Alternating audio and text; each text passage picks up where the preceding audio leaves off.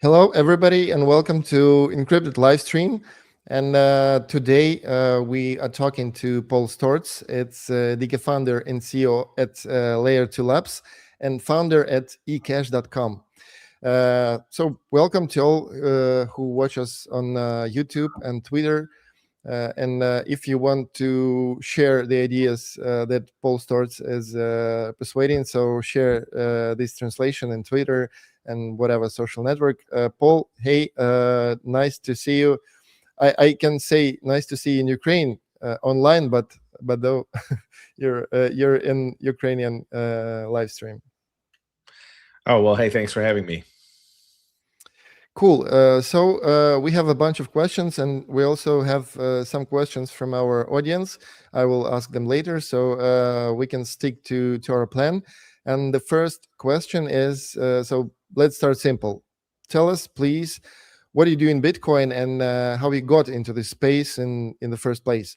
Do you remember when you first heard about Bitcoin? What was your very first reaction? This is brilliant, or this is nonsense?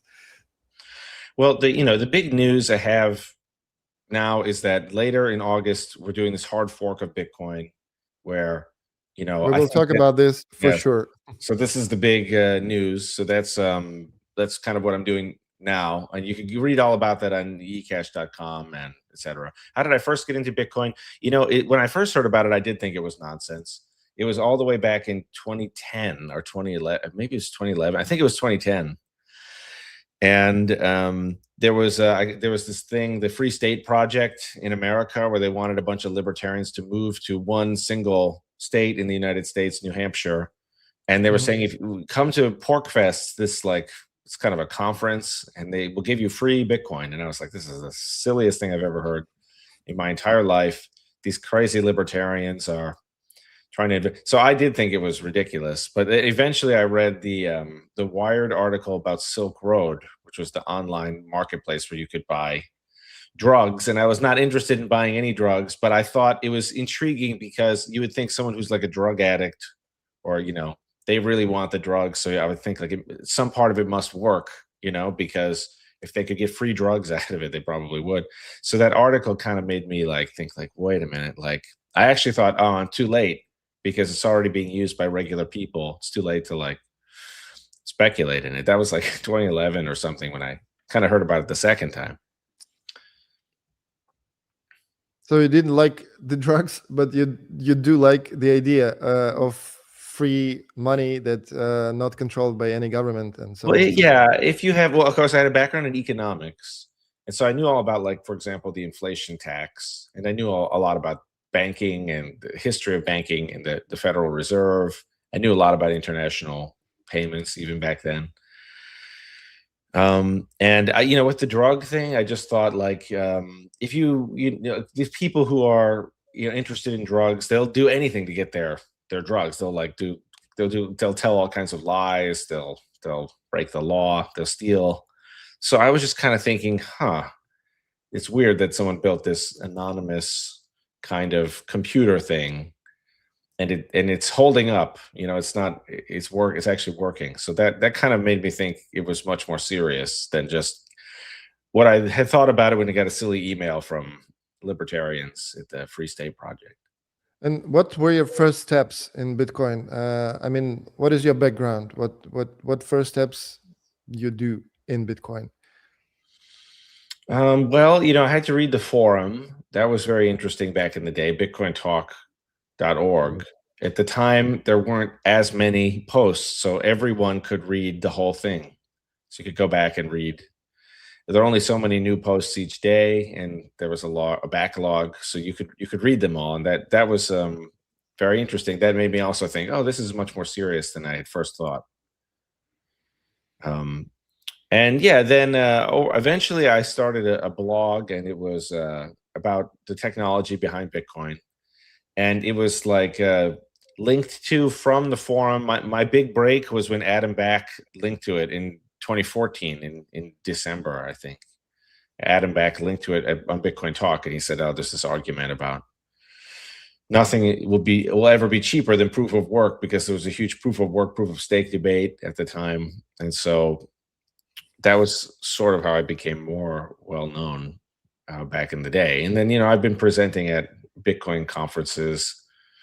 I presented every year at TabComp. I presented at the Scaling Bitcoin conferences.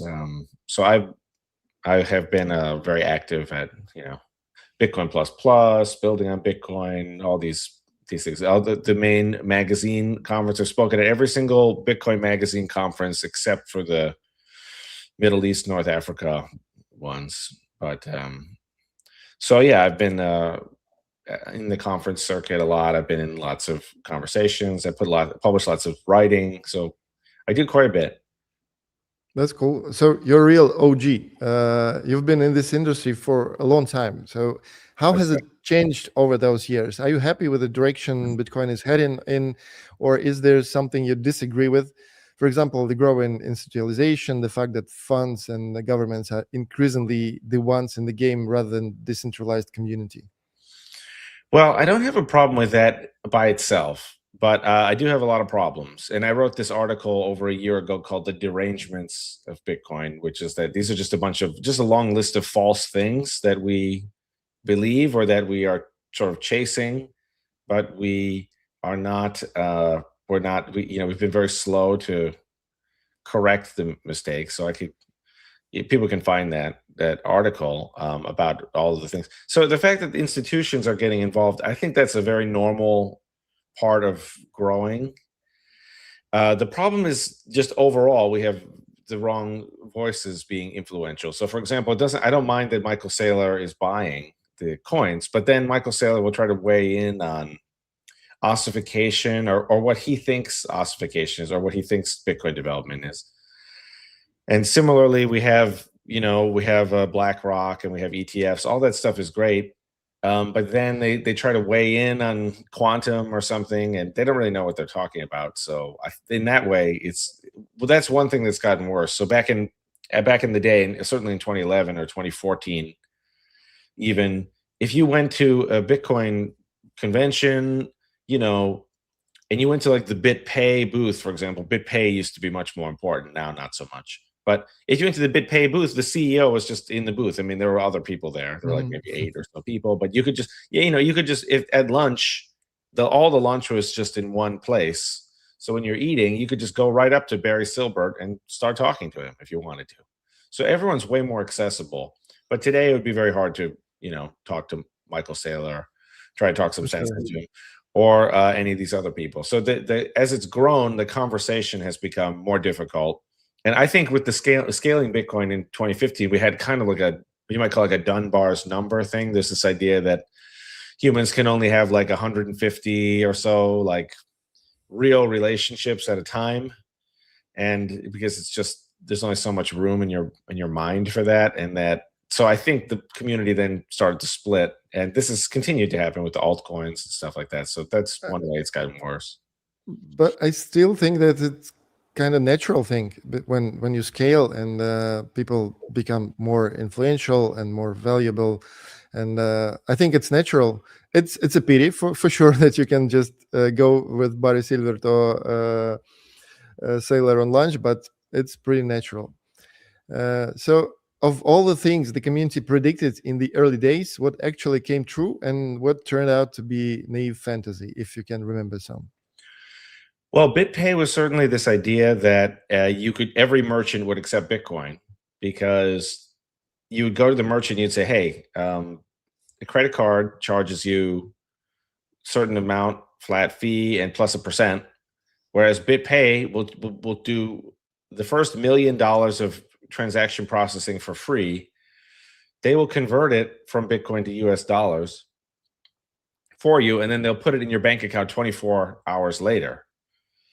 And that was quite a pitch. And that was much better than the credit card companies, where you could get charged back up to 90 days in the future. You could get it charged back and have the payment reversed.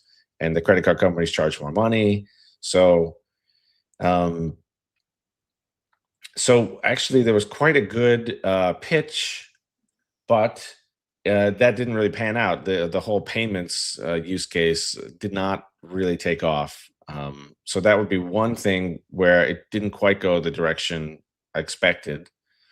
Another thing that I think is interesting to point out And you got to give some people credit, even though I criticize some people a lot, but I give some of them some credit as well, which is that many of the early Bitcoin developers at the time, they were convinced that they were going to be like arrested or maybe even, threatened or something like that, assassinated, and they're threatened by governments or their own governments or something like that. None of that really happened either. That did, of course, some people, the samurai devs, and so it's like 6 or 8 people, but everyone always thought, oh, there'll be a time when like the website goes down, everything gets like scrubbed, Nothing like that really happened, which is interesting. So those are some things that didn't quite happen.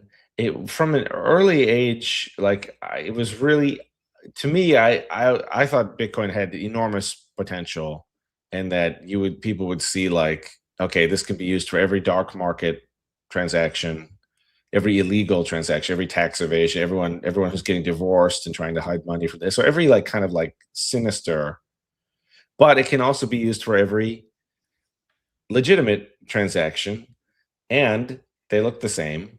So you can have both blend in. And on top of all that, there's no inflation tax, it seemed obvious to me at the time that every government in the world, they love printing money. So, And controlling them, yeah.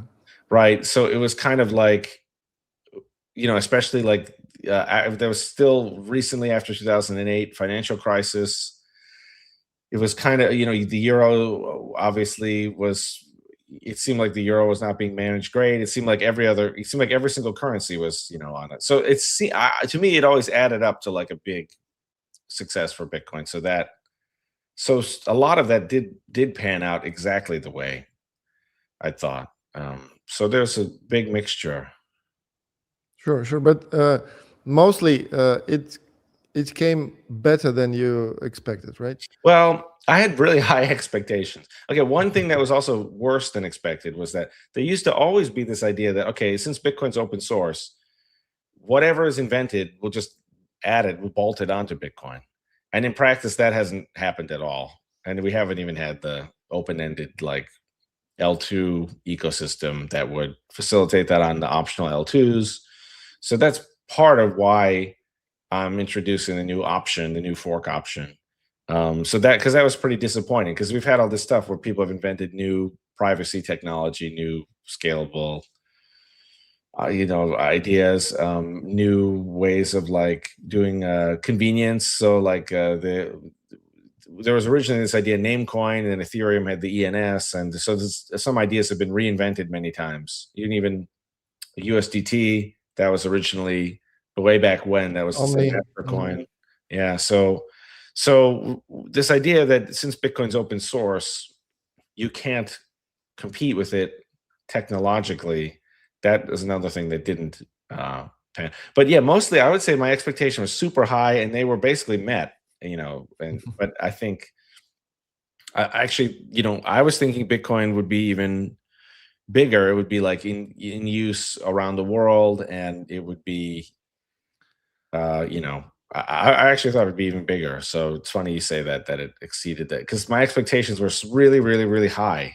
When I figured that out, I was like, wow, this is a sky's the limit. I guess still that if you today will show what happened to you like in 2011, he say wow, because because of course it has gone up 99 million% from 10 cents per coin to $100,000 per coin. So that's obviously the greatest performance in the history of. And that's not even about the price. It's about like the adoption and all these suits talking about Bitcoin and adding it to ETFs and all these kind of stuff. Yeah, and having the presidential candidate Donald Trump speak in the Nashville conference in 2024, that would have been that would have kind of blown my mind if someone had said back in 2011 or back in 2014, they'd say, in 10 years, a presidential candidate will be courting. Because I remember even in the crypto winter of 2018, there was we were not sure that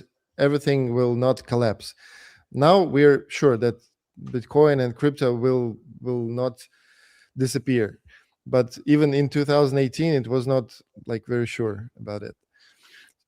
I've lived through a few winters. I mean, even I remember there was a tweet. Maybe you know this tweet. There was a tweet from Eric Wall because it was partially about Ukraine, and it was like Christine Lagarde is saying cryptocurrencies are not money, full stop. But then it was like also saying Ukraine has gotten all these donations in BTC and Ethereum because the traditional, like, there's no other way for individual person to like directly donate. And so it was kind of like this moment where, yeah, we've always had lots of skeptics, but there's always been like the Canadian truckers COVID protest. Like, there's always been clues that fundamentally it's a very, very good idea. And so that's always, those clues have always been there, even though it's I remember another tweet by Peter Todd when they said that he's Satoshi Nakamoto, and he tweeted, "If I was Satoshi Nakamoto, Ukraine has like million of FPV drones." That's it. Yeah. I remember. So you're a well-known figure in the community and the innovator, but not everyone is a fan of your ideas. So tell us exactly you came up with what exactly you came up with that so many people argue with you about. Well, yeah, it's this idea of drive chain. And I think, first of all, I think that even though this idea is pretty simple, I think there's just something about new technology that makes people want to maybe it's too abstract. And so they don't. But I think the real reason why a lot of people don't like it is because it does make a lot of stuff look worse by comparison. Like, for example, Blockstream was this whole company that was started, and they raised basically they raised 21 million in 2014, and then they raised another 55 million in 2015. And they, according to them, they converted all this to BTC. So this is like 155,000 BTC, and then they've raised hundreds of millions of dollars since. They're a very, very famous company, but they raised that money to do side chains, and then they kind of basically did not do that. But that's sort of similar to what this idea is. And then my idea, drive chain, it happens to be a little bit better than the Lightning Network. So I think the Lightning people may possibly, I don't know, feel threatened by that. And there's a whole developer prestige economy where if someone has prestige and other people don't. And so I think a lot of that's part of it. I think it's also like a bunch of weird misunderstandings and bad timing. So like the drive chain idea is a miner centric L2. It's just a merge mined, and then it's the deposits and withdrawals are sort of gated by the miners to some extent.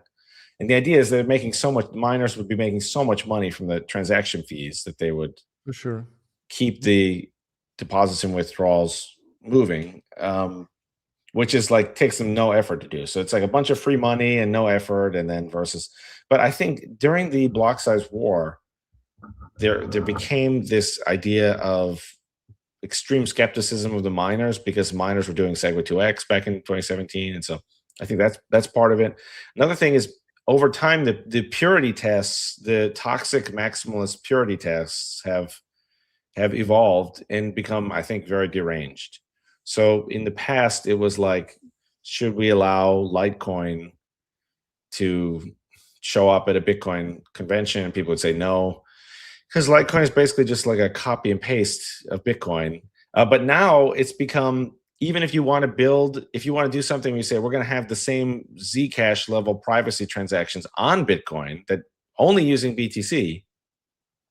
Well, just because you are alluding to the fact, just because you're saying that there's something good about an altcoin somewhere, people now don't like that, which that I think is truly ridiculous and bizarre. But yeah, I don't know why. One of our Peter Todd. So I actually like Peter Todd quite a bit, but he's a huge critic of drive chain. And then we paid him to write an article about why. But the article, and you can see we have the article and like the response. But in his article, basically every single sentence and paragraph is wrong. So I was very disappointed. And it also was kind of clear that he had never visited the website because he didn't even realize that the code was out. He was saying there's no code for this. And actually there had been code for like 2.5 years at that point, including like a graphical user interface and stuff. So I think a lot of it is just people are too busy to look into things. There's a lot of claims out there. And you know, on the why? one hand, you just waste your money, but on the other hand, he just proved that you're right, right? Right. Well, because we really wanted to know, like, what are the arguments against this. So, and of course, I think Peter is one of the best.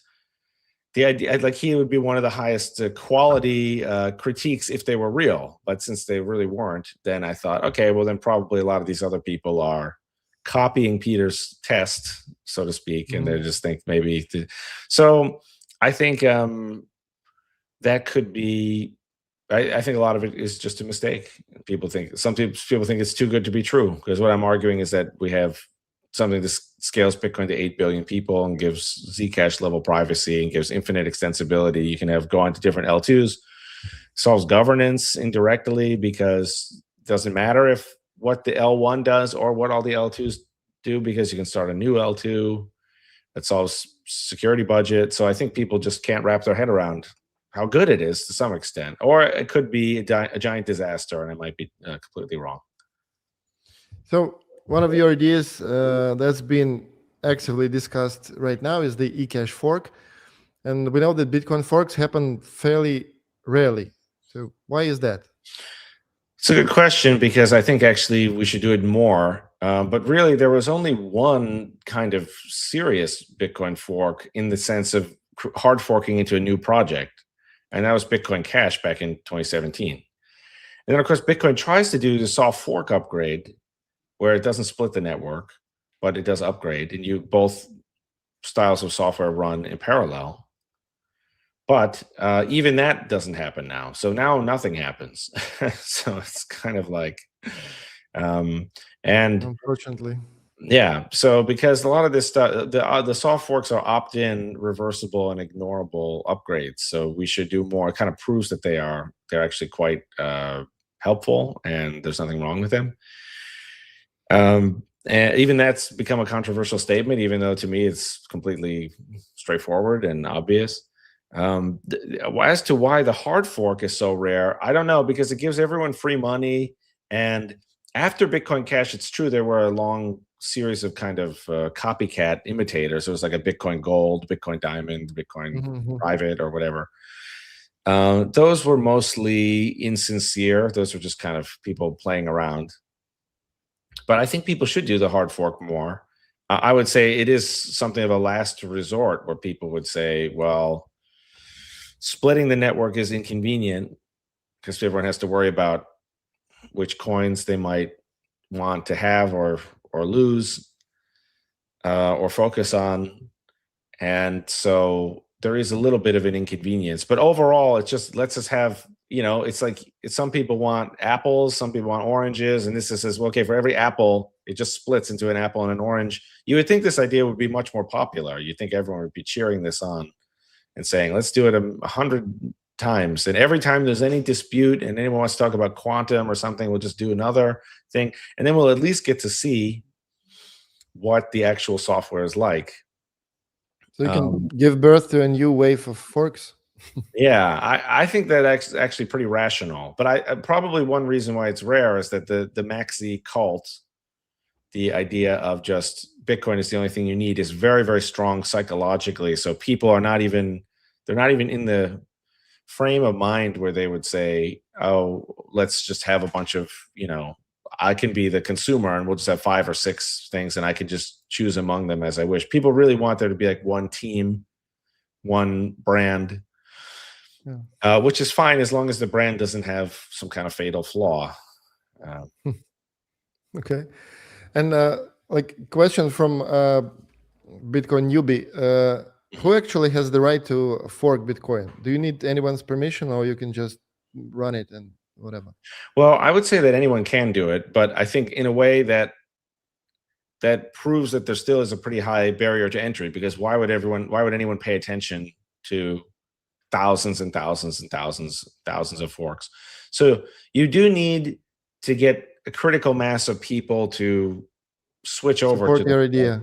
Yeah, and to like just give it the attention that it needs. And even if you don't have that on day one, you need to have the ability to get it at some point in the future. So that's needed. But I think that's the thing, is the hard fork is what you do when you cannot get the soft fork or when you cannot persuade people. So this was similar to in Bitcoin Cash. They were trying to get the block size increase for a really long time, but they had not persuaded enough people. And then they just launched Bitcoin Cash, and they thought, well, here it is. So it's actually easier to, in one sense, it's easier to do the hard fork, launch a new project. Of course, then, you have to say, how is this project going to compete with BTC? So you need really good reasons why you think it's going to ultimately be better than BTC. So that's my next question. So we are talking that Bitcoin forks are rare, and projects like Bitcoin Cash, Bitcoin SV, Bitcoin Gold, we don't see them now. So why couldn't any of them overtake the original? What were their problem? Well, I think Bitcoin Cash actually was not a great idea in many ways. So I think it was a bad idea, bad execution, a long list of things. So I can give you a really, really long list, and maybe you can just interrupt me when you've heard enough or something. But for starters, the core dispute between the large blockers and small blockers was this block size thing. Now, the small blocker said you can have a small block L1, and then you could put large block L2. And that's exactly what I'm trying to do with Drive Chain and with eCash. So you have small block L1, optional large block L2. And this works great because the L2 is optional, but every L2 needs the L1. So it's just like, this is the clever thing to do, is have the cheaper thing be mandatory for everyone, and the more expensive thing be an optional add-in. The Bitcoin Cash idea was to take the L1 and multiply it by 8, which would have bought you a little bit of time. But ultimately, the 8 megabyte block size, that's not enough to scale to the whole planet Earth either. So it's not actually a final solution. It just kicks the can down the road. It just buys you a little bit of time before you have to hard fork again. And if that really had worked, then at that point, BTC, the original, could also have hard forked. When they do 8 to 32, BTC could have done 1 to 32. So just the core idea is not good, and the strategy of getting there via the hard fork is not good. I also think it's suffered by having the same name, the Bitcoin Cash name. I think that was just a pointlessly confusing thing to have two projects with the same name, especially when one of those projects is the #1 brand, like in the whole cryptocurrency industry, and the longest project. So I thought that was confusing. The way the large blockers went about getting what they wanted was that there was this thing, SegWit2x, that they agreed about in May of 2017. Then in August, Amaury Sachet created Bitcoin Cash, but he didn't really tell anyone about it.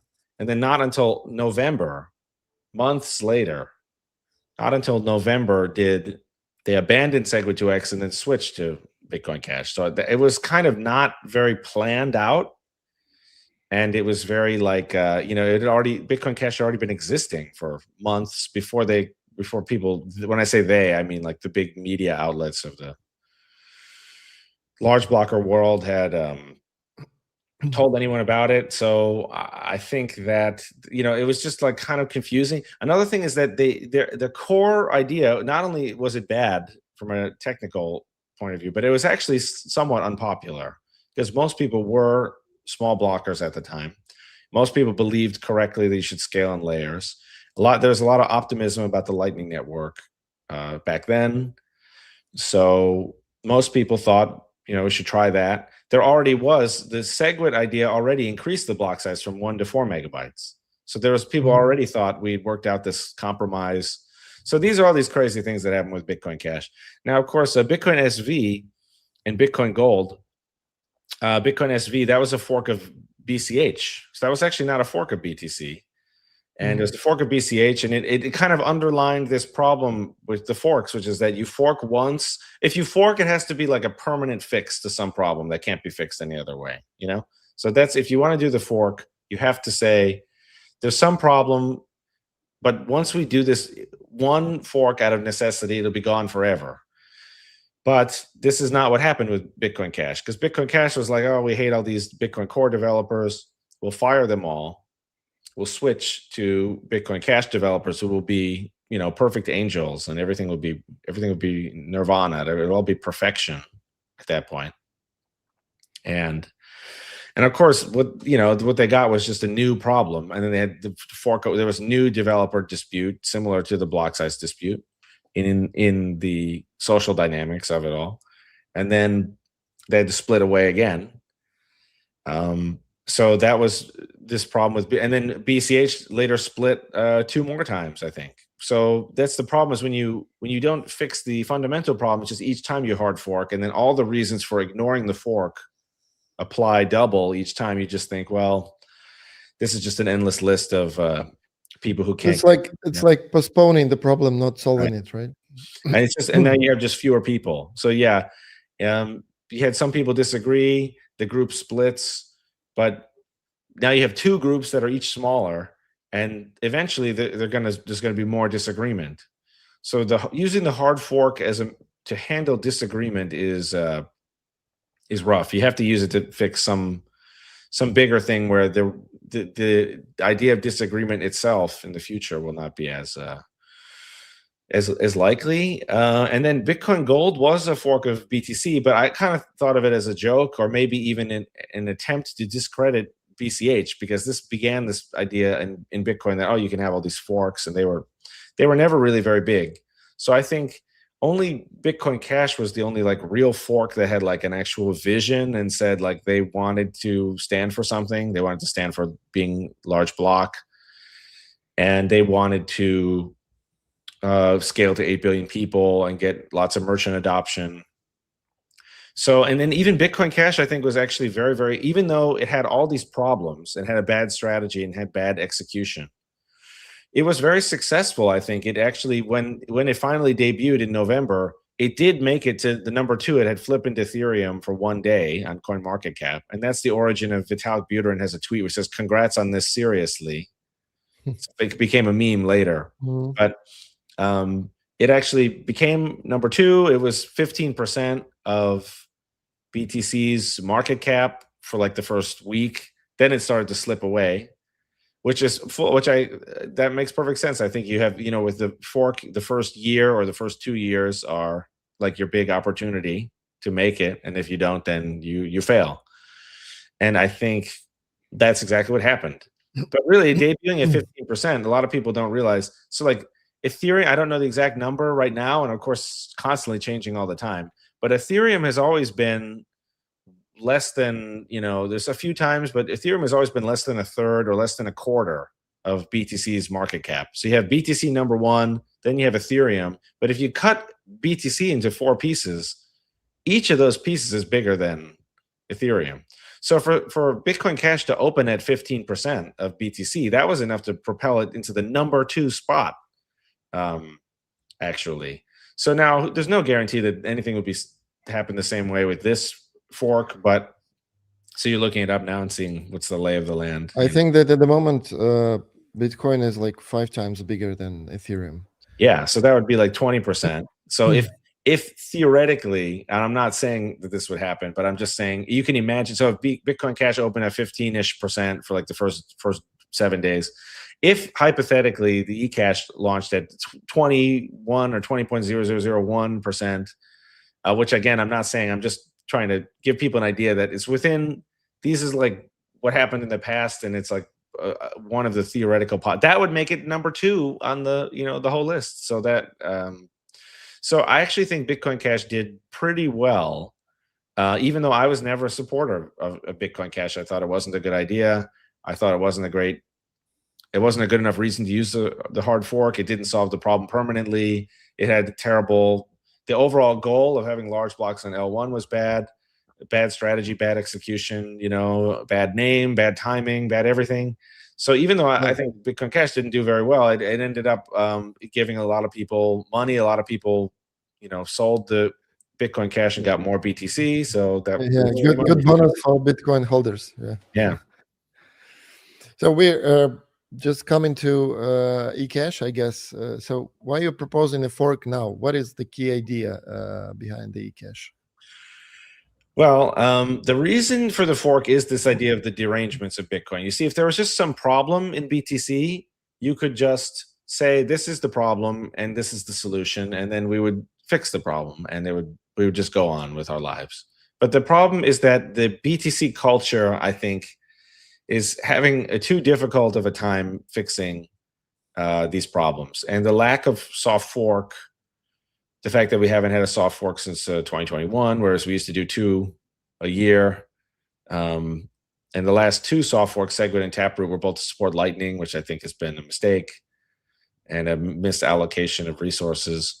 So it's really the problem of the culture. But the fork will be, the L1 software will be almost exactly the same as Bitcoin Core. And then we have this thing, the Core Untouched soft fork, this QSIF activator that activates BIP 300 and 301. And with this technique, we could activate more soft forks as well. We could add quantum to resistant signatures to L1. We could add opcat, opvault to L1. So that all that stuff would be great. And who would like to do that? All that stuff just lets you have more L2s. You have this competing space of L2s. So it's really to split the community into a new community, people who are serious about scaling Bitcoin to 8 billion people, solving Bitcoin's problems. I just think the BTC community is too big now, and it is too irrational. It's too much work to fix it from within, and it's better to start a competitor that just either show it's rather passive. It's rather passive. The community of Bitcoin, so we're just sitting and waiting till the price go to the whatever. Yeah, that's exactly right. And my idea is my view is that it's going to take a lot of work to make Bitcoin a success. But in BTC, there's this idea that it's already perfect. It's already unimprovable. It's already it should not change. A lot of people have this view. This is the Michael Saylor view. Many miners have this view. They say, oh, Bitcoin shouldn't change at all. The soft fork, of course, is not really a change. People figured that out already. The soft fork is a way of keeping the old protocol and adding a new one right next to it, and then having them all in a series cooperate with each other. So actually, a soft fork is not a change to the protocol. It's everything good about a change, but minus all of the problems with the change. So people had already figured that out in 2012. So I just think things are actually not as good as they could be in Bitcoin. There's lots of different ideas for better privacy, better scalability, better user experience. And it's just, we live in an environment where those ideas can't come into existence in BTC anywhere near as easily enough as they should. So I think that is not good. And I think it's actually, we don't realize how big of a risk we're taking. So it's just, this is just a thing. The fork is not, it's, in one sense, I think it's quite dramatic, because I'm saying like BTC is kind of maybe doomed and we need to escape onto this life raft. But in another sense, it's really not that weird at all, because creating a fork, it's not like it, it's not really that expensive or that much work. You have to get some people together. You have to get the domain name and stuff like that. But it's not actually that expensive to create the fork. If I'm wrong, all this stuff will go away and no one will really be affected that much, other than that everyone got free eCash. So if I'm wrong, the costs are very low. But if I'm right, then it basically rescued the project, the Bitcoin project. So it's, as a matter of cost benefit, it's very, very, very reasonable thing to do, because the costs are pretty low, the benefits are enormous, and even if it's a failure, we'll all learn a lot in the process. We'll learn about what happens with hard forks. We'll learn about the drive chain L2, does it work? Is it popular? So it's, it's quite I think it's quite a good idea, and more people should do it, but I'm not sure if people, I'm not sure if other people see it that way. Mm. And I see a lot of questions in the comments about the name, that there is eCash already. So how do you find the name eCash, and why eCash? Well, there is a terrible project that's ranked 175 or something, and it only has, the market cap of the project is much less than like what many Bitcoin companies like raised, like Blockstream raised like $200 million, but the whole market cap of the ECX or XCC or whatever, the Omri, that one is very, very small. And then so eCash.com and eCash.org and eCash.net, all the domains were available. So I think it's hard. You don't want to have any confusion over the name, and you don't want to have two projects sharing a name. But at the same time, I don't think that just because someone somewhere used the name once, that automatically gives them a monopoly over it until the end of time, because nothing would, you would never be able to start anything that way. You know what I mean? Like, what if you wanted to start Google and they said, well, hey, that word is already used for a mathematic term for, a quantity, or even if, if this is, you discover somewhere that someone, so I'm not really worried about that. I think the eCash.com will be way more than enough to fix the brand confusion. And I think this project will launch nowhere near it's already being pre-traded by people at around between like $35 and $350. So that would put it like nowhere near the other eCash. There's actually a lot of things named eCash, of course. So like the Fediment is an eCash version. There's this Bitcoin project. This is a custodial Cashew eCash. So it's actually just like I see it kind of as more of a generic name. In fact, you have like email, you have like eScooter or something like that. And I guess the first draft of Satoshi's white paper was called eCash.pdf. Yeah. Right. Right. So that will be a great story for you. So you choose this name because of Satoshi first drive. So the real to me, it was just the eCash.com was available and not very expensive. So I thought if anyone was serious, you know what I mean? Like if these other projects were serious about, they really, really loved the name eCash, you know what I mean? Because anyone can just do some hobby project and but like, why didn't they buy the eCash.com? It had been available for sale for like, I don't know exactly how long, but it was just like sort of there. So I thought that, these projects they're not very serious about, you know what I mean? Because anyone can just pick a name and just say, so if I understood you correctly, you want not to complicate the things, to make it easy. So if there is possibility to make a fork, let's do it.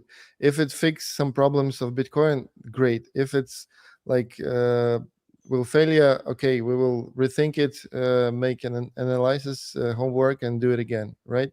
Mm-hmm. That's right. That's cool, I guess. People should think more in terms of expected value and not about the likelihood of success. You got to think like, what if there's some kind of military operation where you could assassinate, I don't know, we're going to get this like tripped. I was going to say assassinate Vladimir Putin or something. This is going to get like a trip by all the AI scanners or something. But the point is, you have some desperate maneuver that might end the war, but it has only a 2% chance of succeeding. And it's like, well, it kind of depends on how expensive it is. I'm fucking bet on it. Yeah, right. So it's kind of like, and then when you try to find a Bitcoin block, it's like you're mining. Each individual mining attempt is very unlikely to hit a block, but it's just they're cheap. The ASIC can do many attempts per second, and so that's the rational thing. It's kind of like, hey, yeah, it's kind of like if you're trying to ask out a girl or any other thing, like we were talking before about, you're kind of like, hey, we'll just try any. We're on board for trying any wacky thing that might work, to help us solve our problem, and then it turns out it's problem solved. So yeah, it's kind of like how much does it cost benefit is really the lens that you should look at it through. It's like, what does it really cost to launch the new project? The project will almost certainly fail if it doesn't do anything. That was like Bitcoin Gold, Bitcoin Diamond. Like they didn't really do anything. They said that they did, but it wasn't very sincere. They were just sort of saying, well, this is a version of Bitcoin that has SHA-3 or something. These were like not very useful. But if you're right about, if I'm right about these problems in BTC, then we have a long history in BTC of dissatisfaction with various things. So we have this whole podcast industrial complex that was shilling cold card and stuff like that, instead of working on op vault, instead of working on multi-sig. So it just means that over time, the problems will build up. And it means over time, as the competitors, you have USDT on Tron, or you have Ethereum, the competitors will be working hard every day. BTC will be slacking off. So over time, there will be this big difference between what the state of the art can do, what the industry can do, and what what BTC can do. And eventually it will just become too embarrassing to sustain, and there'll have to be a change of some kind. Okay, I want to dive deeply in eCash. So you're talking about 7 side chains at fork, so 5 already live and 2 in progress. Let's talk about each of them, like in short. So we have Thunder, right? It's Right. a high throughput payments side chain. So it's the decision for payments, like payment solution, right? That's right. And you can, so one interesting thing about Thunder is we have tested it to an enormous volume of transactions. And we had last summer, we had a contest to improve the performance. And part of the contest was the computer would generate like an enormous number of transactions, connect these blocks, then disconnect them, and then reconnect them again, and time the software to see how quickly it can process the incoming blocks, the incoming transactions. And so Okay. what's important about this is the Lightning Network in BTC, they couldn't even do a test like this because there is no way to process there's no way to onboard that many people to the Lightning Network at all, let alone, but we have it in like a reproducible GitHub test that anyone can run, or anyone can just click onto GitHub and you can see the test for yourself. You can see everything about it, how it was made and what it does. And so we've already tested it to something that the existing L2s on BTC can't even do. So that by itself is an extremely significant innovation, but that's really just one out of a handful. So, but just that by itself this is scaling and onboarding 8 billion people. There's no liquidity problems like with Lightning. There's no onboarding problem with Lightning. There's no you need to refresh the channel. There's no idea of HTLCs, so there's no sensitivity to L1 fee rate. You don't have to be online in order to receive money. You don't have to sign in order to receive money. So it's much, much better. The transaction fees are automatically aggregated and paid down to the L1 miners. So it also addresses security budget. So all this by itself, even if there's a 2% chance that I'm right about this, it would make it a very significant invention for BTC. And it's gone much further than all this other stuff. You have stuff like ARC or whatever, Fediment or whatever, where it's kind of like that stuff is very half-heartedly endorsed, and I think has less than 2% chance of being successful. Whereas this has kind of already been tested. This is only missing a few components to go viral among users and be adopted in a serious way. So I think I like the situation with Peter Todd when you said just show me where I'm wrong. So yeah. all the guys who are watching this stream can go to ecash.com/sidechains. And there are links to GitHub where you can check it and test it and whatever. So if I understood you correctly, the security part is Z-side, right? It's privacy chain modeled on Zcash, right? That's right. Yeah. So that Zcash is, of course, an altcoin where you get these Z addresses, and they hide the sender, the receiver, and the amount. So this is really, really good privacy, and you can even reuse the Z address because it hides the sender, the receiver, and the amount. So it doesn't matter that you can post the same address. So you don't have to give people a new address. And Z side is just the Zcash orchard crate as an L2 of Bitcoin, basically. So it just says everything all this cool stuff that they have been working on for years. As a Bitcoiner, we could have that. And that would be much better than CoinJoin. CoinJoin is not very good. You only mix with 4 people each time. You have to pay the on-chain fee on L1 each time. They have to have it has to have a coordinator. you can only do it in certain amounts because you have to be present with other users. And in the Zcash Z-side idea, everyone goes into the same dark pool and then they come out at the same. So the anonymity set is way bigger. It's much easier to use. So again, I think it's much better than the state of the art in BTC, which is CoinJoin, which most people don't even use. So you just took the idea that you liked and that worked well and added to sidechain, Z side, right? Right. I don't necessarily want to be saying, oh, which L2s should exist. I kind of want to say, okay, this is stuff that other people like. The altcoin, the Zcash altcoin, they've worked a lot on it. So we'll just borrow that. So this is more of the idea that I was talking about at the beginning, where because it's all open source, you would think people would just take the best stuff. So that's kind of getting back to that. Which means that you can add in the future some more stuff than will possibly in need for cash and add additional sidechains, right? Yeah, it's a very good point, because it's my view that just having the option to add a new L2, that is actually much, much more important than any individual L2. So the fact that you could recover from a situation where the developers are bad, this was the Bitcoin Cash problem in a way, because they were thinking, according to the Bitcoin Cash people, Bitcoin Core developers aren't good, so we need new ones. But the problem is the ones that they got, they also didn't like, and then they had to get rid of them again and again. But with this idea, I'm saying, listen, you keep L1 is Bitcoin Core, L2 are mostly just altcoins that are good, some custom-made ones that are variants of, also, like, for example, Bitnames is very similar to Namecoin, but not quite the same. But then you have, even if all of these are bad, even if all the developers are terrible, well, you can always just launch a new L2 and the coins convert at the 1-to-1 rate. So it's like going to an ATM or something and taking $20 out of your bank account and getting $20 worth of cash or whatever the case may be. So yeah, it's great.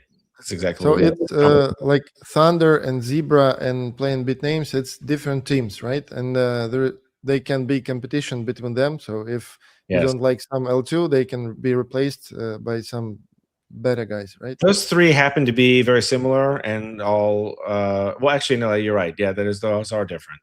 Yeah. So actually you have no idea. Maybe those people hate each other, or maybe they don't. What I was trying to say is that those are all based on the Rust. We had like a Rust like template. And at one point we had a bunch of different sidechain templates, but over time, one of them came to dominate but there are actually some additional sidechains proposed by other people. So someone who has nothing to do with me, they proposed it like an Elements Plus. So Blockstream has this Elements blockchain that they made, and we added I suggested that he add. It had OpCat already. It had a bunch of other stuff. I said you could add CTV to that, and you could call it Elements Plus. So there's Elements Plus. I don't know if it is activated on the new test dry run network, but so a few people have proposed other ones in addition to the ones that we have, and so I'm pretty sure there would be at least 3 more, some Elements Plus one, some EVM one, and then some one that has a bunch of stuff that I forgot how to pronounce, but it's some kind of they're very impressed with themselves, whatever it is. So there's at least 3 more coming from other people. Okay. And who knows, there could be more, and some of them will probably be terrible and some will be great, and that's fine. But it's a rather scalable system, I guess. I want to reply to this comment. Z side, it's the name of sidechain, but Zebra, it's the name of the team who make it. So the third is Bitnames. It's for decentralized identity and DNS. The thing that was not available in Bitcoin. So it's an there was originally this project Namecoin that was co-invented by Satoshi back in the year 2010. And this always had a lot of potential, but for some reason it was never developed. And I don't know why, but it's a very cool idea, because it says just as you have this scarce 21 million coins, you could have scarce names. Someone could own, Incrypted.bit or whatever. And why have the ICANN registrar system where you have to pay with maybe a credit card, and they can take the domain. The government can seize the domain from you. When instead we could have this cypherpunk thing. It's better in every single way. It's like you own the name permanently. You don't rent the name. You own the name permanently. It can never be seized. You can own it with anonymously, cryptographically. We live in a world where people, are worried about being like deplatformed. You could get kicked off of YouTube, or you could get kicked off of X or whatever. People really worry about that. So you don't have a very strong property right to the name. But with this, you would. And with this, you can have the computer talk under the hood and say, okay, look me up on Bitnames. This is my Telegram. This is my phone number. This is my email. This is my PGP key. This is my website. This is my personal website. This is my Onion website. So the potential is really enormous. This is my Nostr. This is my Twitter. This is my Instagram. So the potential is enormous for to have a strong property right to your name. And I think this could eventually fix spam. This could eventually fix all logging in, because you try to log in, they would just say, instead of you logging into their system, you would go to log in and they would just look you up in Bitnames, and they would send you some kind of encrypted thing, and you hit the button. They'd say, oh, this is him. And so it's not a new idea. I mean, the whole identity through all the internet, but maybe it will work. Right. I completely agree with you that. So again, it's like Namecoin. It was tried. There was also there's other stuff, Handshake and these other things. They're very interesting, and it's been tried a few times. Again, the story I'm trying to pitch is that eCash would get to 8 billion people. So I was like, I would have felt bad to not have it, but I actually think that our Bitnames is a little bit better than some of the other the predecessors as well. So, but it's just there, and people are interested in it. And I think it will have. For example, I think it's if we go all the way back to that Silk Road case of the online drug site, they have constantly, because they have to have the onion link, they constantly have phishing problems. So with to visit it, you have to type the giant garbled. You have to find the link, which is a bunch of nonsensical characters, and then there's people always imitating them to steal. They say, "Oh, deposit coins here." So this is a very interesting project. I have a couple friends who researched these darknet markets that I made after the article. I became very interested in it. So there's a huge phishing problem. There's a huge impersonation problem.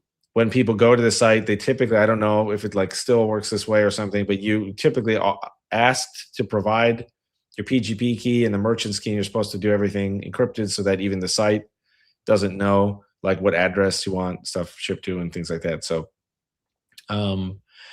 a lot of this stuff could be more easily automated, with something like a Bitnames. You just own the name, and you have your real name, and then you have your alt name. Like how Neo in the Matrix, he's Mr. Anderson in the real world, but then he's Neo when he's the hacker. So it's like you have your other name, and your other name is doing all the shady stuff, and then your regular name is respectable. Sure. I reply. We will talk about the airdrop and the wallet. So we will ask Paul about that a bit later. Now I want to continue diving into the fork. So the next sidechain is BitAssets. It's for NFTs and ERC20 style tokens. So it's like an answer to ordinals and all this BRC20 stuff, right? That's because even for me, not a very technical guy, so the problems of BRC and ordinals are obvious. It's like it's not working correct. So what's different in BitAssets? Well, I think it's just better. First of all, it's just more organized and tidier to move the stuff off of L1 onto an L2, where you can kind of play. It's like a playground, and you can do whatever you want over there. And we want it to be easy for people to just make. I think the easier it is for people to just make new stuff, the more fun they will have, but also the more they'll kind of just get it out of their system. They can do it over there. And, a lot of this stuff is legitimate. So like the NFTs and stuff, a lot of that is kind of, kind of strange or not.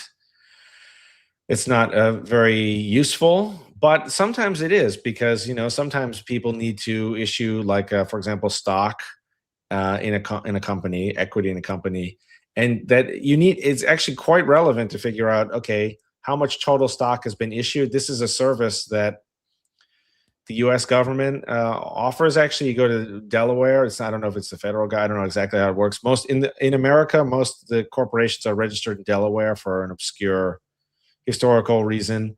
But you can like go online and look up like, oh, how many shares of stock are you seeing? So that when you buy a share, you know what percentage you have. You have to register and you have to pay hundreds of dollars per year for this thing.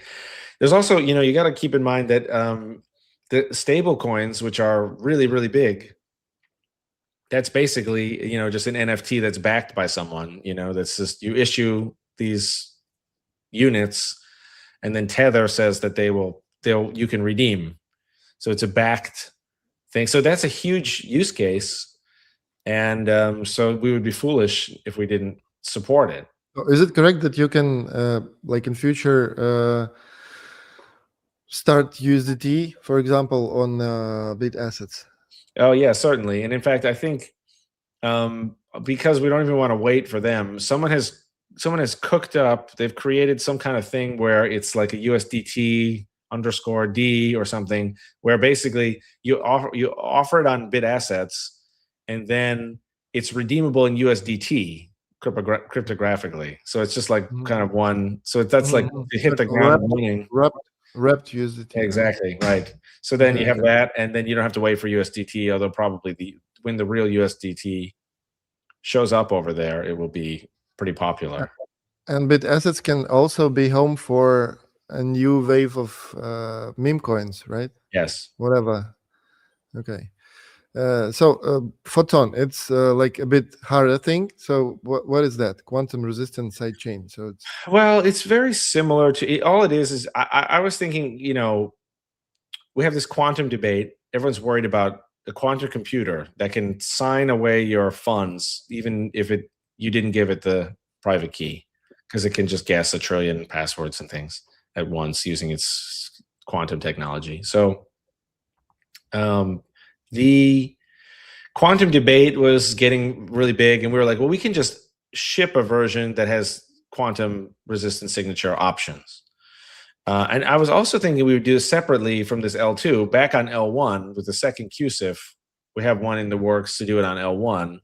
I'm not sure if either of these will actually help people, but I was hoping it would at least move the debate forward a little bit, because with quantum, it's very abstract, and it's kind of like, what should we do? And then people bike shed, they argue over these little details of like, oh, should we do this one or this other one or this? So I thought we'll just put one out and just show people this is how easy it is. You just put one out.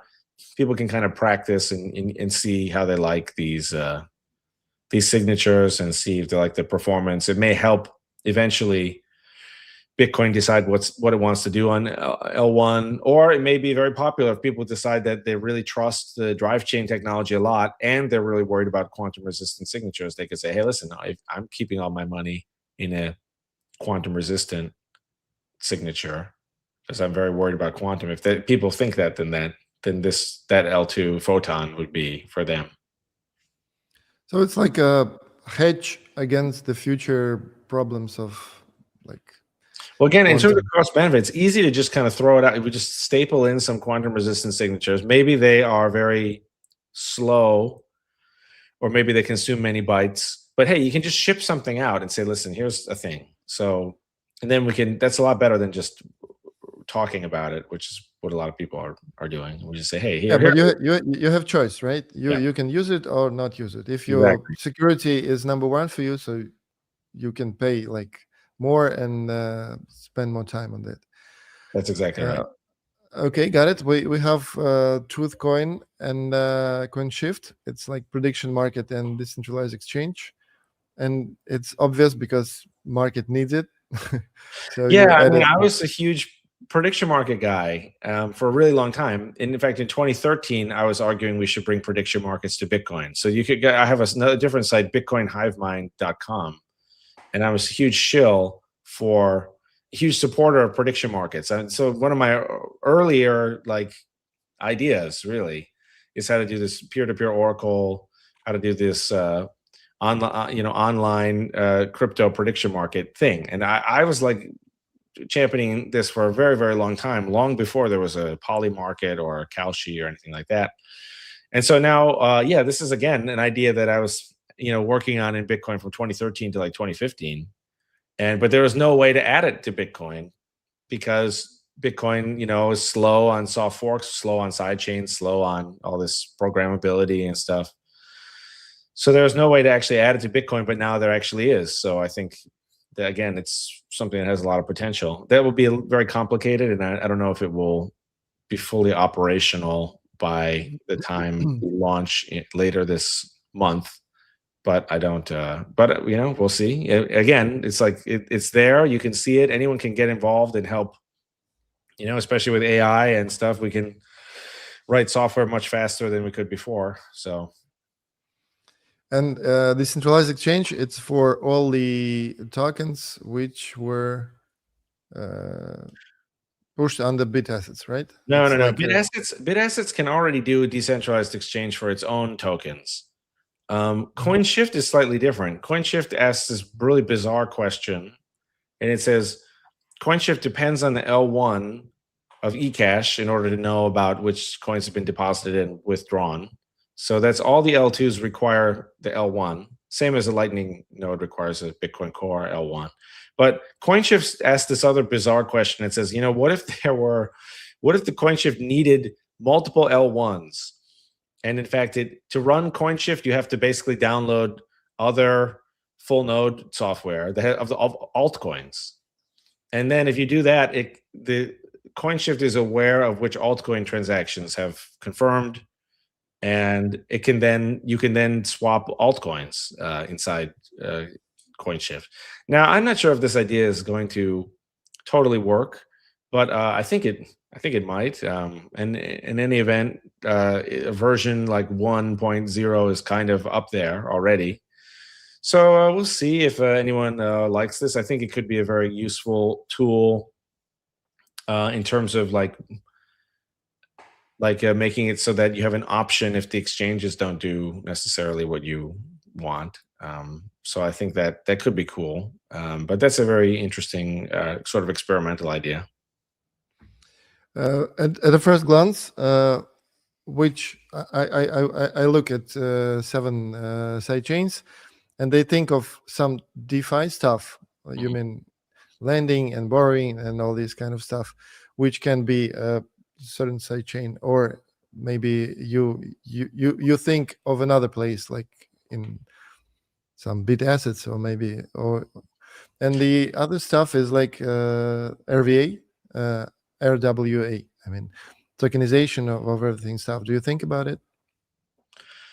So with respect to like a DeFi smart contracts type of thing, there actually was we had something called ETH side, which was like EVM chain, and I wasn't that interested in it. So but I think someone, as I mentioned maybe 20 minutes ago, someone is bringing it back in a better version with like a Rust EVM. So there will be like EVM.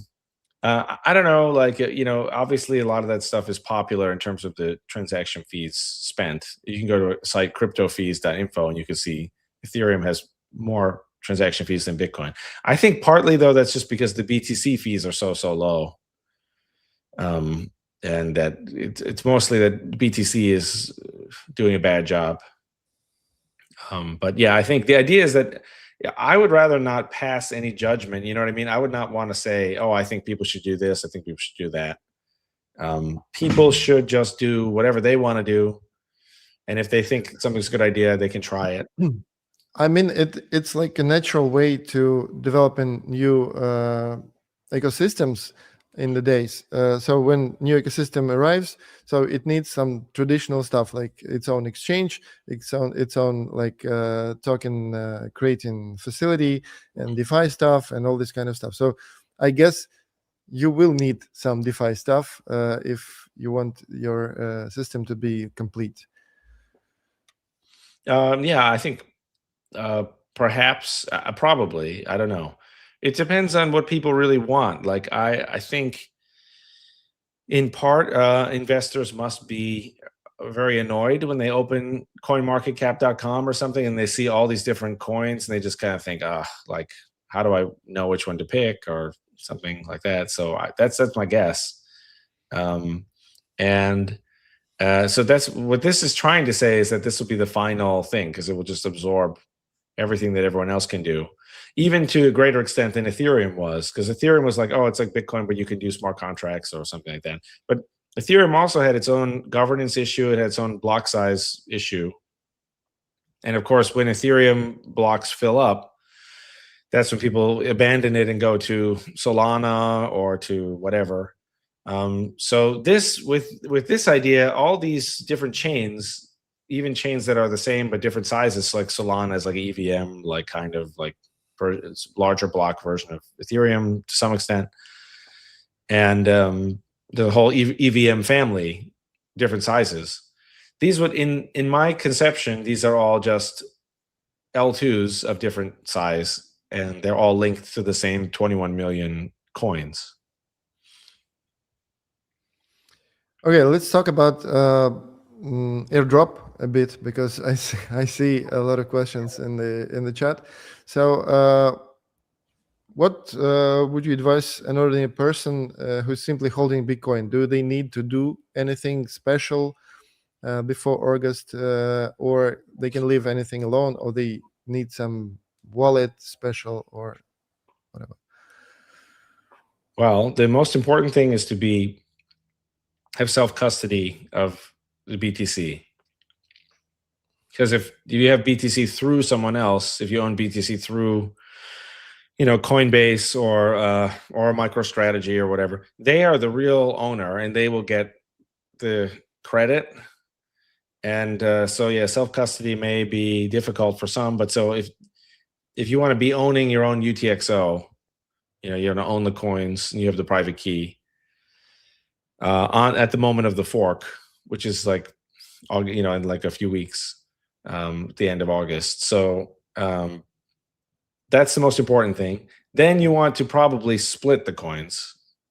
And there is an easy way to do that.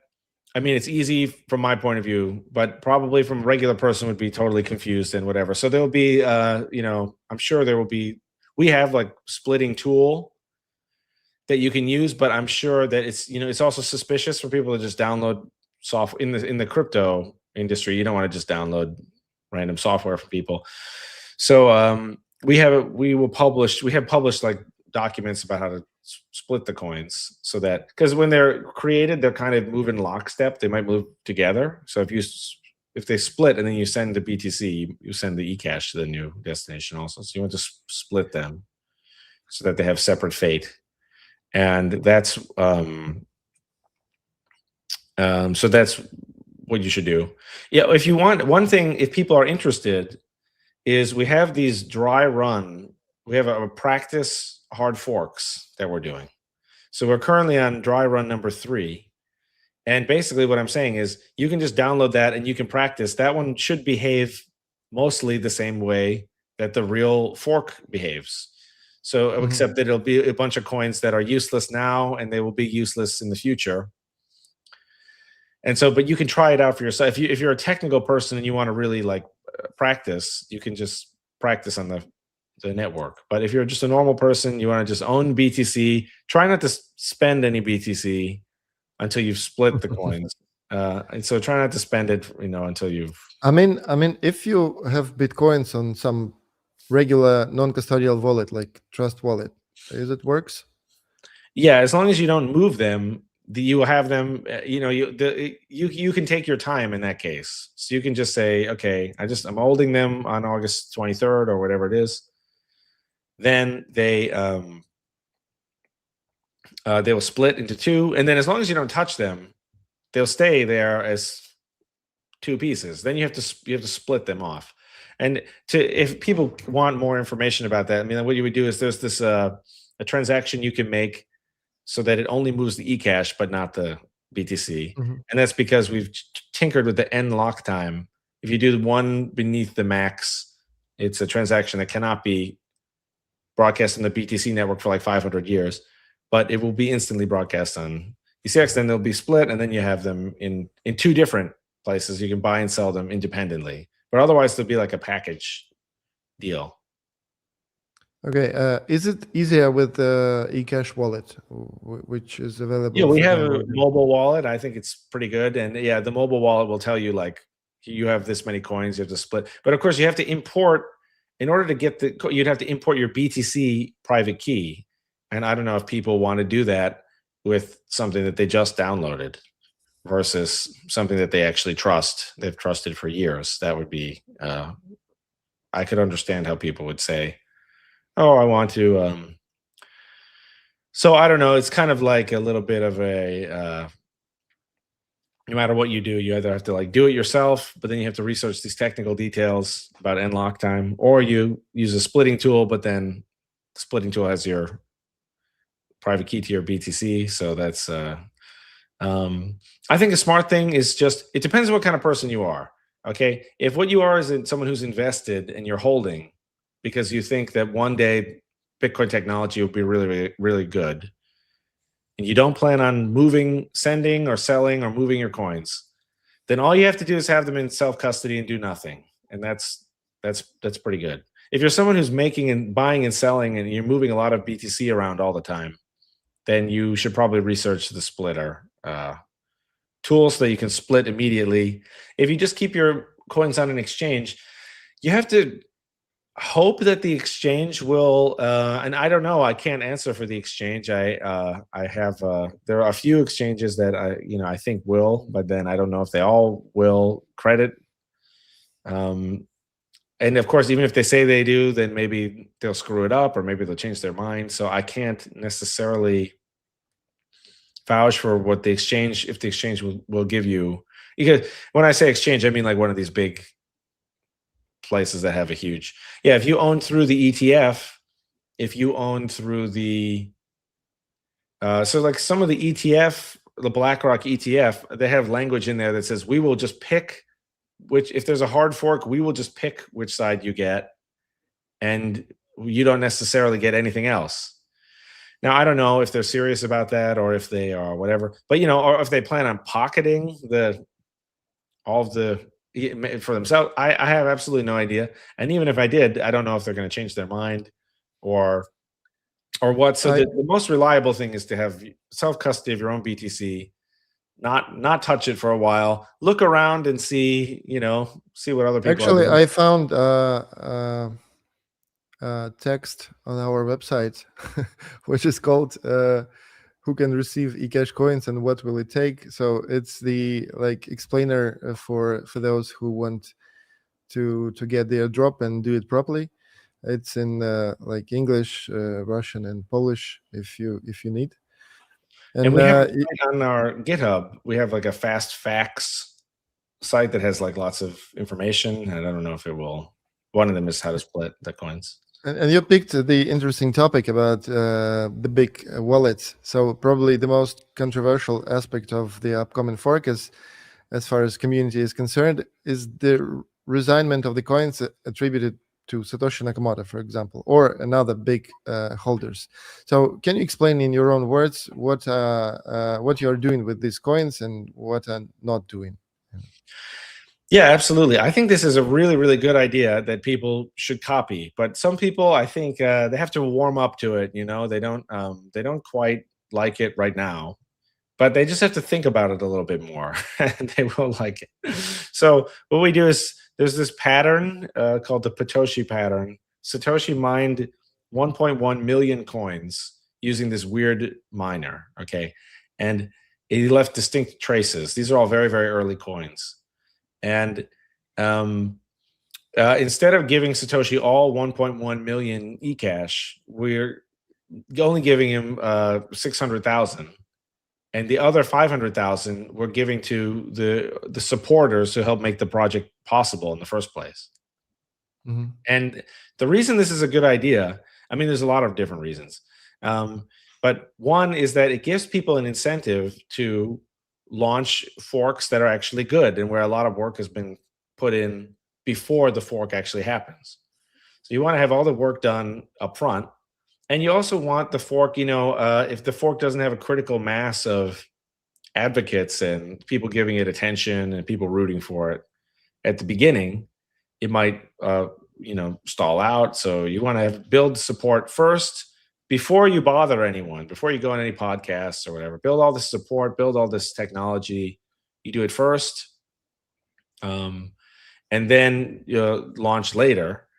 And this is just like a really good idea, because it means that the alternative would be to like have a lot of people sacrifice up front, and then be treated the same way as the skeptics as when the fork actually launches. So I wrote a kind of an article about this, where I put it on X, so we can maybe link to it or whatever. But I think this is a really, really cool idea, because this is like privatizes it means that if there's any mistake in, for example, Bitcoin Core or eCash or anything else, if there's any huge mistake in Monero, there's now a way to profit by fixing it. And this is great. It just means that people will be scouring these networks for anything they think they can improve, launching a new version, giving everyone free money, including Satoshi. He has 600,000 coins that otherwise he would have had zero. So this is, I think, very controversial, because it's kind of like, what gives someone the right to move coins around or something like that. But I think that's the wrong way of thinking about it. The right way of thinking about it is how much eCash would everyone get in a world where no one did this type of thing? How many hard forks would there be in a world where no one did this type of thing? Probably everyone would just get zero instead of getting 600, because the project would never exist in the first place. And even if it would have existed, would it have been built as quickly, or would people have, how does it work? It's very hard to run a project when you have people putting in different levels of effort. So you have a project and one person's working 5 times as hard as someone else.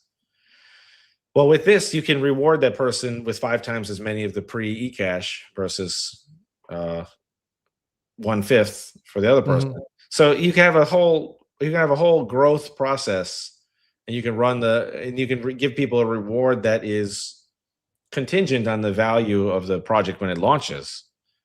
So versus if you do the pure fork, then you cannot. And of course, nothing is stopping someone from just taking this and releasing yet another fork that doesn't have the Satoshi reassigned coins, or doing any other thing, or doing 250 instead of 500,000, or doing all 1.1 million.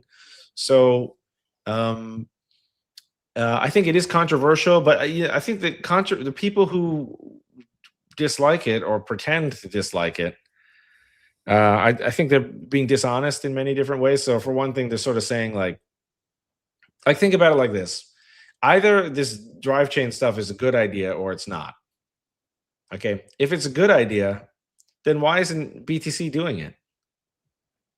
And if it's not a good idea, then it doesn't matter. Who cares? It's Satoshi's coins plus a bad idea. It's 2 bad ideas. This will just be some bad project that won't work, and then it's like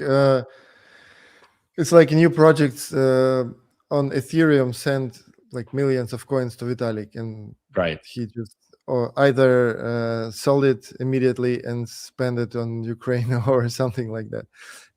Right. Does it concern only Satoshi's tokens or other big holders like only Satoshi? And I think they are also like abandoned, basically. Satoshi had the miner that he'd only turned on after waiting 5 minutes between each block. So the miner was just to move the network along. I don't even think he was trying to get the coins, and I don't think he has any plans to revisit the coins. If he does, he still has 600,000 coins, which is an enormous amount. It's only Satoshi's coins that have this Satoshi pattern, and they were all mined in like 2009, 2010, maybe a few of them. But I think, I have a lot of disagreements with Michael Saylor, and in fact, I think he's a very clueless person and overall. But he did, he bought the BTC fair and square. I'm not exactly sure if he will even end up getting any eCash, because who knows, presumably he has them with some custodian or Coinbase or something. He may have them with some, and that person may have it down in their fine print of the contract that they get to keep any hard fork. I have no idea what will happen with that, so I don't know. But hopefully they look into it if they care, or if they don't care, then maybe they don't. It's pre-trading is, so even if the pre-trading is like $36 to like $300 per coin, that's actually a pretty small percent of, so like if it's $100 per coin versus BTC rises to $100,000 per coin, that is 1/1000th. So just that's pretty low, actually. So maybe they just decide that they don't care, or maybe it'll open at a completely different price, much higher, much lower. Could be anything. Anything could happen, For sure. By the way, does the question of who Satoshi is actually matter to you, or is it better that he stays unknown forever?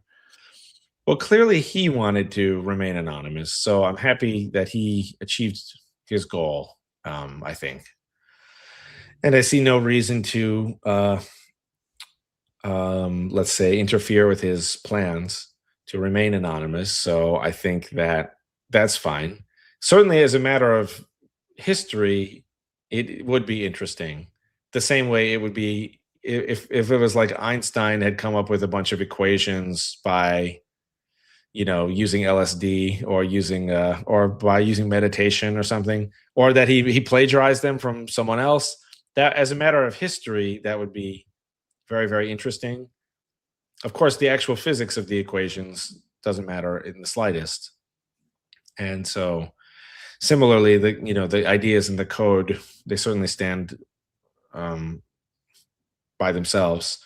So yeah, I think a lot of people have actually figured out clues about who Satoshi might be, and they're just not saying anything because it's very impolite. It's an impolite thing to do. There are some cool clues out there, though. Okay, so we have 90 minutes of super interesting conversation. Now we can ask some questions from the audience. I have a few at my doc, and you can also ask in the comments. I will tell them. So the first question from our audience is, hey, Paul, you mentioned that since 2017, Bitcoin Core has only pushed through 2 soft forks, and both are backed by Greg Maxwell, who is no longer involved in the project. Does this mean the soft fork activation path is effectively dead? And is that exactly why the eCash plan emerged as a separate layer 1? I would say yes. And I would also add that the soft fork is a really, really good thing. It lets us do all this cool stuff, and it has basically no downsides. So the fact that we're not doing it proves how crazy we are. You know what I mean? It's kind of like if you walk into a village, you walk into a town, and they say, "Oh, here we just I don't know. Here we burn all of our food before we eat it." You know what I mean? Like, you just, like, instead of cooking it, they just burn it all. And you're like, why don't you just not burn it? And they're like, well, and they just carry on. You think like, oh, this place is crazy, I have to get out of here. So that's the issue. That's why I wrote in the derangements of Bitcoin. We do a lot of stuff that just makes no sense at all.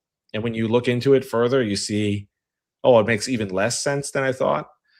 And so, the fact that we can't do soft forks anymore speaks to how crazy the community is, and that its days are maybe numbered. It might be the end. But again, I hope not. I hope that Bitcoin does super, super well. But that is, I would say yes to that question. Okay. Another question is about why doing fork during the bear market. Why don't you wait till the bull market when there are more changes that project will get nice traction and chances of surviving? Well, it's a good question. I mean, no one knows when.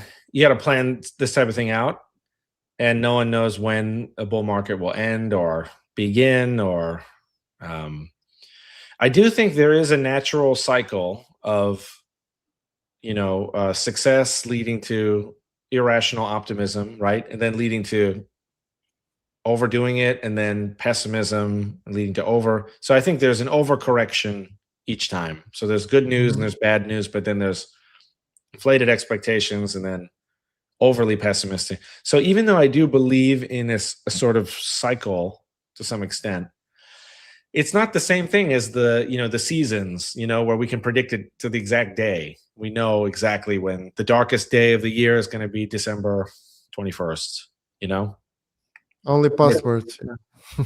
So with this, we don't really know, like, oh, why don't you wait until the bear market ends? Well, when is that going to be? I don't know when that is. You know what I mean? You got to plan it out months in advance. So if I knew, then maybe I would. But I do think that also part of the bull and bear markets, I don't think they are divinely ordained. You know what I mean? I think they actually come about because of the behavior of people. So it could be that launching this project is what kicks off the next bull market. I'm not saying that that's necessarily the case, but it could be like, oh, there's this project. Then suddenly everyone starts copying the fork idea. So now Bitcoiners are just getting like hundreds of free different forks. And now everyone has all this money. And then eventually the mainstream world wakes up to the fact that, oh, actually Bitcoin is not just one project. Bitcoin is this this tradition and culture. And there's actually now a way to have different teams that compete and all hate each other. They all launch coins. And every time they do that, as a Bitcoin holder, you get free money. Then that might be like a completely new narrative that just like, now I'm not saying that any of that will happen, but I think the bull and the bear market are, they're partly caused by people's actions, work. Yeah. Okay. You already mentioned some incentives. So there's a question from the audience. How do you plan to onboard new users and projects? Any incentives in the marketing scenario?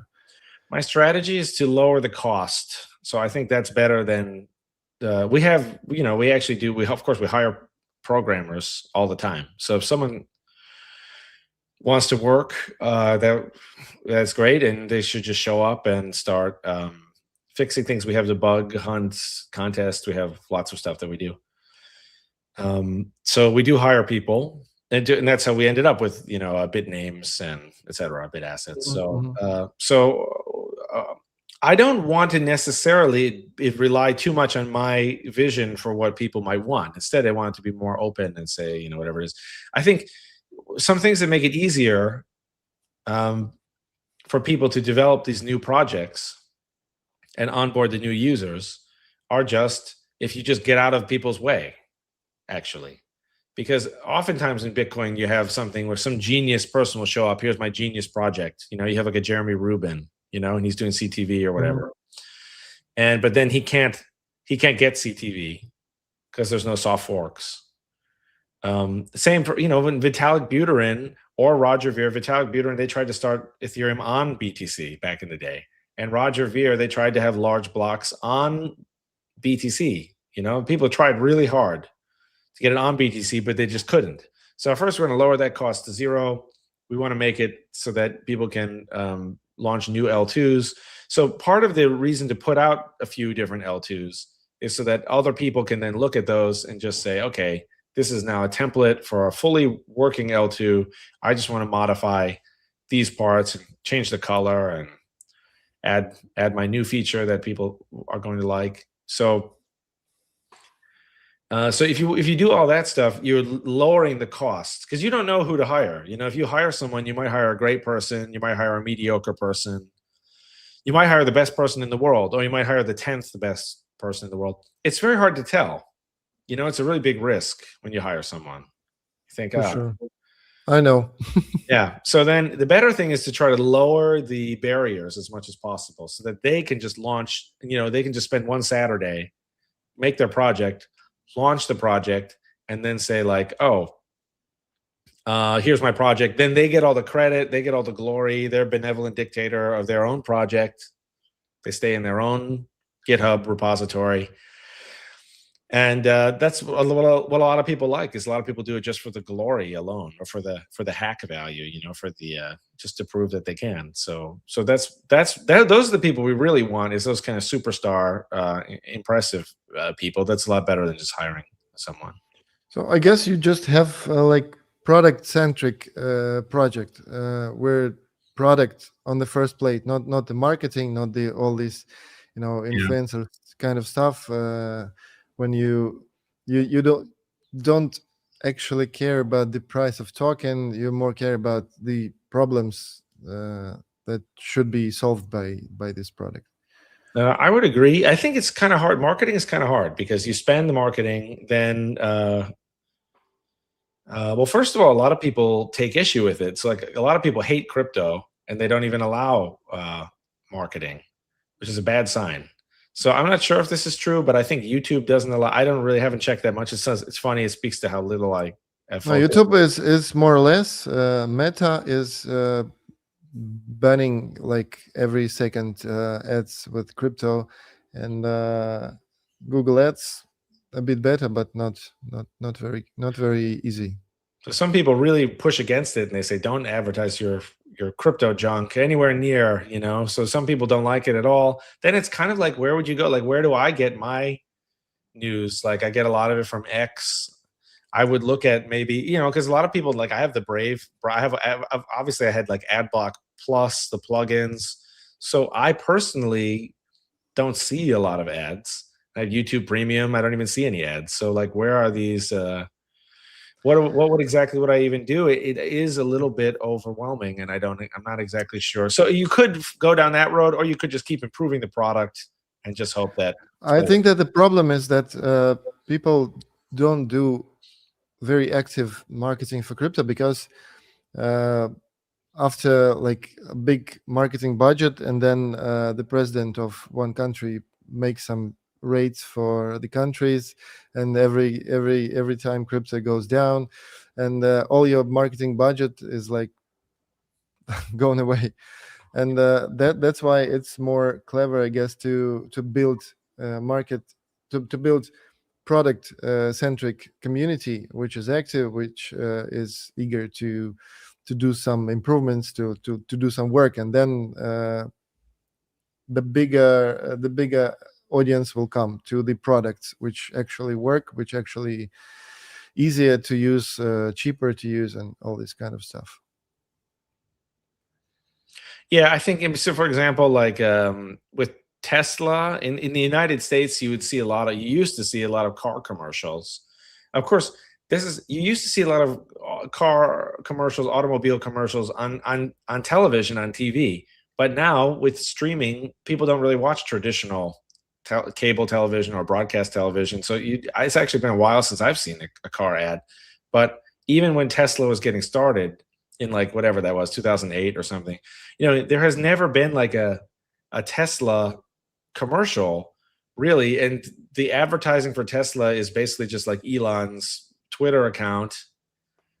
And yet it's an enormously successful company. So it's theoretically possible to stay product oriented and let the marketing take care of itself. Of course, this is a classic trap that engineering minded people make. And they think, oh, if I just build the best product, the customer will beat a path to my front door. You know, with respect to distribution and marketing, I think actually doing the hard fork is a pretty decent distribution. You know, it's kind of like maybe a silver bullet, because it's like now everyone in Bitcoin, they could at least tell their friends, hey, listen, we have free money, by the way. And then now everyone has some incentive to look into the project and decide, hey, what is this about? Do I want to get rid of it? Do I want to ignore it? So I think that does give you a lot of firepower in the marketing and distribution side. Will it be enough? It's very hard. If any project to work, it requires a lot of events to coincide perfectly. So I don't know if it will be enough, but that does help, I think. The question from our audience is how to connect my ASIC miner to this project. Is it possible? Yes, but it won't be. Maybe not. Okay, good. It won't be possible. God bless. Sorry, thank you. Got some dust there or something. Yeah, it won't do anything until August 23rd because it won't have forked off since then. But there is, if you go to github.com and you go to it's eCash-com is the site. We have this fast facts repository pinned at the top, and there's like a how to mine, how to create your own mining pool if you want, or how to join the mining pool. Now, the thing is, there's so many links that I sometimes get them confused, but I think it's pool.drivechain.info or something like that. If you go to, but that's why I say go to the GitHub thing first. We have to, you know what we have to do is we have to organize them all in one place, which there is drivechain.dev/config. They'll dump all these links at you. But there's there's something. I think it's pool.drivechain.info. If it's not, it's one of these other things. You can check out the pool. The pool is itself open source, and I think is actually, I'm not going to say it's better than existing pool software at all, but it does do some cool things that traditional pool software does not do, including it pays people out on the L2, which means that it can pay you out much, much more frequently. And it could pay out, you could have 4 billion people mining and it would still be working. So that is pretty neat. And I don't know why the existing mining pools in BTC are not open source, but they aren't. And ours is, so maybe ours will, ours is just like a skeleton right now. But of course, since it's open source and since we have LLMs, and it's very easy for me to imagine that over time, over a few months, the pool would just start to gain all of this functionality and performance and convenience just because it's open source. I don't know why.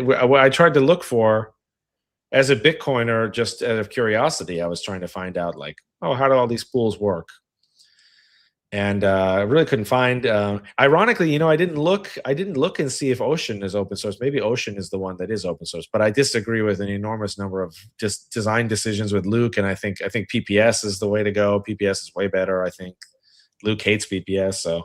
So that's funny that maybe Ocean is. I didn't look. Maybe it's not. That would be even more bizarre if it's not. I don't know why. It's really hard to find this mining pool software. So we just made some.